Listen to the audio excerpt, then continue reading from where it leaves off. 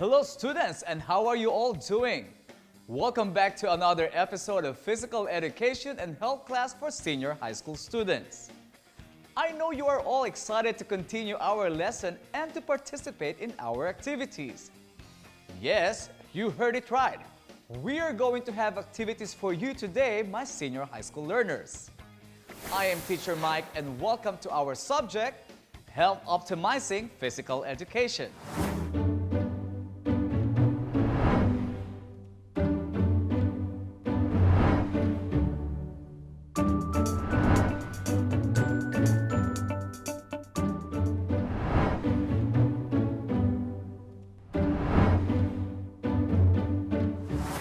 Before we begin, let us enumerate the things you are expected to learn after this episode. You will be able to characterize sports-related injury, differentiate acute from chronic injuries, identify ways to prevent sport-related injuries, and determine the safety protocols during MVPA participation. Last week, we identified the components of the skill-related fitness through performance. These are agility, speed, balance, power, coordination, reaction time. We also did some activities like weave through chairs, balance as 3 levels, catch the ball, tap me please, the sprints like ball, the running to the side, the jump up to the top, and catch me, I'm falling. These are activities you may use to enhance your skill-related fitness level to avoid injuries. Have you experienced any of the incident reflected in the pictures? When did you experience it? Where did it happen? How did it happen? What do you call these circumstances? Looking at those pictures, I'm sure that you have realized the importance of strengthening your skill-related fitness level. Now let's talk about sports injuries. Sports injuries may occur when a person engages into moderate to vigorous physical activity or MVPA. This includes physical activities that span from moderate progressing to vigorous intensity. Brisk walking, cycling, and jogging are examples of moderate activities, while aerobic dance or cycling uphill are vigorous activities.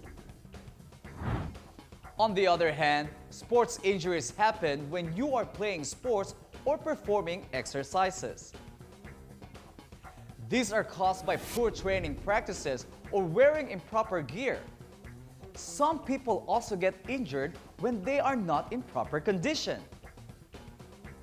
No proper warm-up and stretching before you play or exercise can also lead to injuries. The most common sports injuries are sprain, contusion or bruise, concussion, dislocation, fracture, and strains. Let's start with the sprain. Sprain is a tear of ligament fibers, muscles, or tendons supporting a joint. This can occur when a joint is extended beyond its normal range of movement. A sprain may involve a small number of fibers through a complete rupture. In extreme circumstances, the ligament, muscle, or tendon fibers may remain intact and ripped from the bone. The second one is contusion or bruise. It is bleeding into the soft tissue which is caused by a direct blow from another person or an object. A bruise can occur to any soft tissue of the body. We also have concussion. This is caused by a direct blow to the head. Depending on the severity of the concussion, injury can cause varying levels of impairment of brain function. Concussions are categorized as mild or grade 1, moderate or grade 2, or severe or grade 3 depending on the symptoms. Next, we have dislocation. This occurs when a joint ball is forced off its socket, for example, arm forced out of the shoulder joint. Just remember that if a dislocation happens, it must be reset by proper medical professionals. Fracture is a break, crack, or shattering of a bone. In closed fractures, the broken bone does not pierce the skin, while in the open fractures, the broken bones break the skin's surface. Strains are injuries that involve the stretching, partial tearing, or complete tearing of a tendon. Strains are categorized as a first, second, or third degree. Chronic strains are injuries that gradually build up from overuse or repetitive stress. After enumerating the common sports injuries, let us now move on and determine the kind of injury where they belong to. There are two kinds of injuries, acute and chronic injury. Acute injuries occur suddenly when playing or exercising. Sprained ankles, strained backs, and fractured hands are acute injuries. Signs of an acute injury include sudden, severe pain, swelling, not being able to place weight on a leg, knee, ankle, or foot, an arm, elbow, wrist, hand, or finger that is very tender, not being able to move a joint as normal, extreme leg or arm weakness, a bone or joint that is visibly out of place. The second one is chronic injuries. It happens after you play a sport or exercise for a long time. The signs of a chronic injury include pain when you play, pain when you exercise, a dull ache when you rest, and even swelling. Exercise is good for the body, and with proper precautions, sports injuries may be prevented. The quality of protective equipment like padding, helmet, shoes, and mouth guards may contribute to sports safety, but you can still be susceptible to injury in certain situations.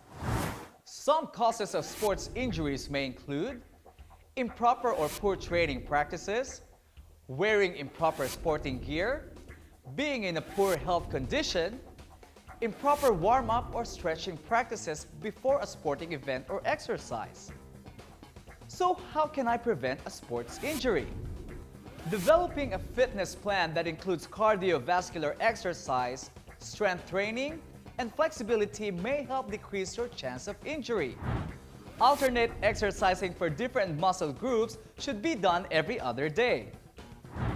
Cool down properly after exercise or sports. It should take 2 times as long as your warm-up. Stay hydrated. Drink water to prevent dehydration, heat exhaustion, and heat stroke. Stretching exercises can improve the ability of muscles to contract and perform, reducing the risk of injury. Each stretch should start slowly until you reach a point of muscle tension. Stretching should not be painful. Aim to hold each stretch for about 20 seconds. Use the right equipment or gear and wear shoes that provide support, and that may correct certain foot problems that can lead to injury. Learn the right techniques to play your sports. Rest when tired. Avoid exercise when you are tired or in pain. Always take your time during strength training and go through the full range of motion with each repetition. If you do sustain a sports injury, make sure you participate in adequate rehabilitation before resuming strenuous activity. There are so many ways to prevent sports injuries, but always remember, prevention is better than cure. But what if I got injured, like sprain? What must I do? In treating any injuries like sprain or strain, one of the most popular home remedies is RICE, or R-I-C-E, which stands for R for rest, I for ice, C for compression, and E for elevation. The benefits of the RICE method can be explained by stages. Rest. Immobilization prevents further injury and gives the body time to recover. Ice. Cold reduces pain by numbing the affected area. Compression. Pressure keeps swelling under control. Elevation. Keeping the injured body part above the heart reduces the swelling and the associated pain and discomfort. A Aside from the injury prevention techniques we have discussed, we also need to consider some personal safety protocols before and after playing a sport or doing moderate to vigorous physical activities. You must also drink a lot of water to avoid dehydration. Practice proper hygiene through changing clothes if necessary, and to know your limits not to overwork your body. Remember this, when the body does not have enough fluid needed to function normally, it is dehydrated. This happens when the lost body fluid is not replaced. Dehydration causes a person to have a dry, thirsty mouth, become fatigued, have less urine yield with dark color, and in severe cases, unconsciousness. The usual causes of dehydration are hot weather conditions, too much sweat, high fever, diarrhea, vomiting, and excessive exercise without taking any fluid. To nurse dehydration, the body will need to replenish lost fluids and electrolytes. Drink at least 8 glasses of water a day and up to 12 glasses during summer months. There are terminologies that you might experience if you opt to observe personal safety protocols during moderate to vigorous physical activities or MVPA. First, we have dehydration. Dehydration happens when the fluid in your body is used or lost more than the fluid you drink or intake. If your body does not have enough water or fluid to do its normal functions, you will get dehydrated. Anyone may become dehydrated. As to the people who are more at risk, young ones or children, and the older adults are also more at risk. Next is overexertion. This refers to the pressure one puts in himself or herself. Too much pressure may lead to a simple discomfort that might extend to a more severe injury. Next, we have hypothermia. It usually happens when the body quickly loses temperature. A body suffers hypothermia when his or her body temperature drops below 35 degrees Celsius. Lastly, we have hypothermia. The opposite of hypothermia, this happens when body temperature rises beyond the normal temperature, which is 37 degrees Celsius. Both hypothermia and hypothermia are considered life-threatening. Did you hear that? Whoops! Yes, it's time for a multi-home choice activity.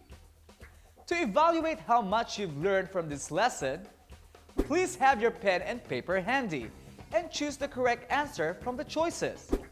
I will give you 3 seconds to answer our multi-home choice items.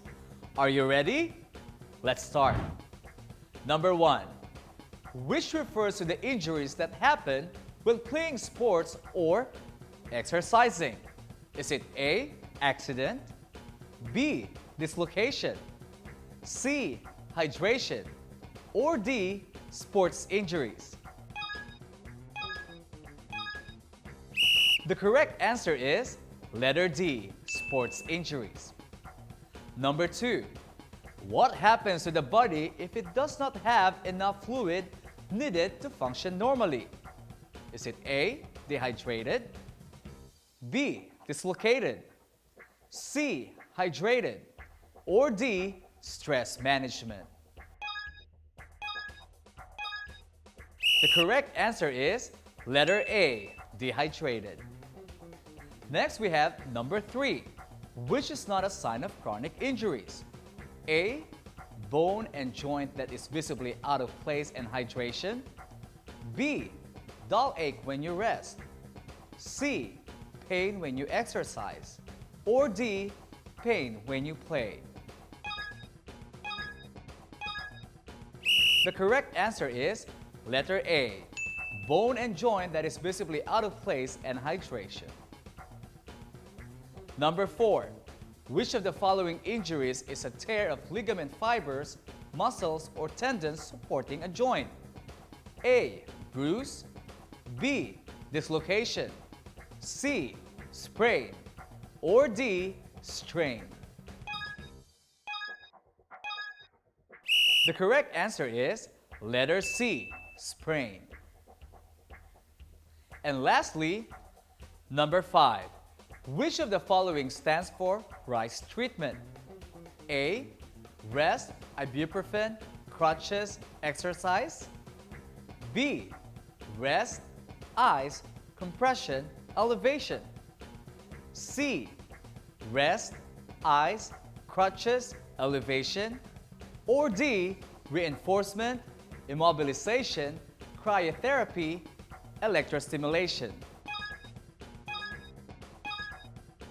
The correct answer is B. Rest, ice, compression, elevation. I'm sure you all got a very high score from our multi-hope activity. But it's not over yet because it's time for another activity, and that is Hopetivity! Even though we have limitations in engaging with our favorite sports, we can still list some common injuries that teenagers like you may be at risk of playing the following sports.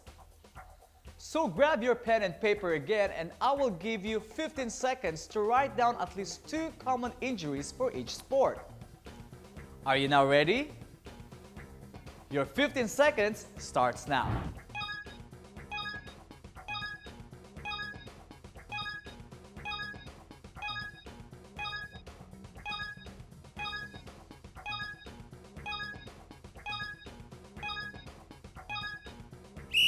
Time's up! If your answer or answers are not on the screen, it doesn't mean you are not correct. There are plenty of injuries and we only got the most common. For basketball, we have ankle sprains, thigh bruising, and knee injuries. What we have for volleyball, we have dislocation of fingers, ankle sprains, injuries as well, like in basketball. In track and field, hamstring strain and spine fracture. Badminton, we have thrower shoulder injury and knee injury. Last, we have combative sports, concussions, hamstring strain. Students, it is good to know that you are aware of the common injuries in sports. Just remember that these injuries may happen not only in sports, but in our daily activities, so just always be careful. Well, that's all the time that we have. I hope you have learned and enjoyed our lesson and activities today.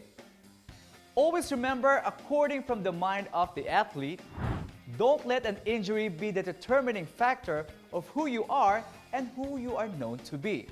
Instead, try to use it as an earning experience so you will be better off when you return.